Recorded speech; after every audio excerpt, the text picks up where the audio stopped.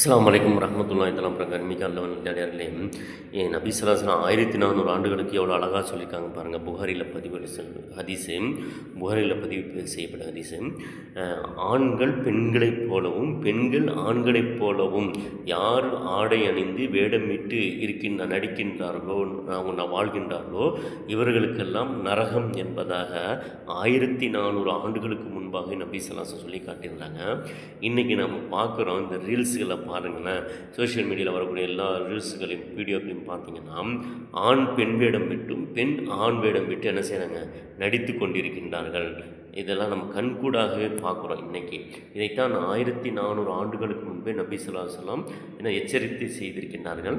ஆனால் அதுவெல்லாம் இன்று சர்வசாதாரணமான முந்தியாவது ஏதாச்சும் ஒரு நாடகங்களில், ஏதாச்சும் ஒரு கலை நிகழ்ச்சிகளில் ஆண் பெண் வேடமிட்டு நடிப்பார்கள், பெண் ஆடை வேடமிட்டு நடிப்பார்கள். இது இன்று ஒரு முறை நடக்கும், யதார்த்தமாக நடக்கும்.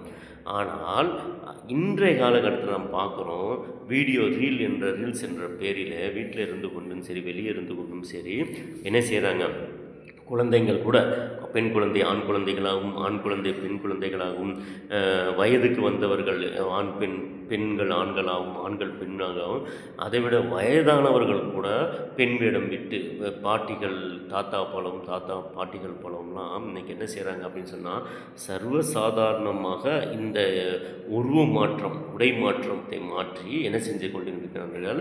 இதை ஒரு கலை நிகழ்ச்சியிலாகவும் ஒரு காமெடிக்காகவோ எல்லா இதுக்கும் என்ன செய்கிறாங்க, பாட்டுகளுக்கு காமெடிகளுக்கு இதெல்லாம் ஒரு இன்றைக்கு யதார்த்தமாக எல்லோருமே செய்து கொண்டிருக்கின்றார்கள்.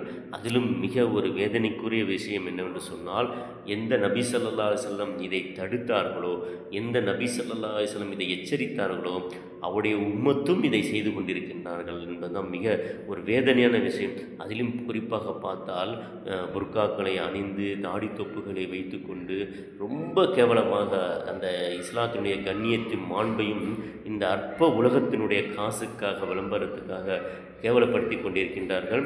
அல்லாஹ் இந்த உம்மத்தை பாதுகாப்பானாக, நம் பிள்ளைகளையும் பாதுகாத்து அருள் புரிவானாக. அஸ்ஸலாமு அலைக்கும் வரஹ்மத்துல்லாஹி தஆலா வபரகாத்துஹு.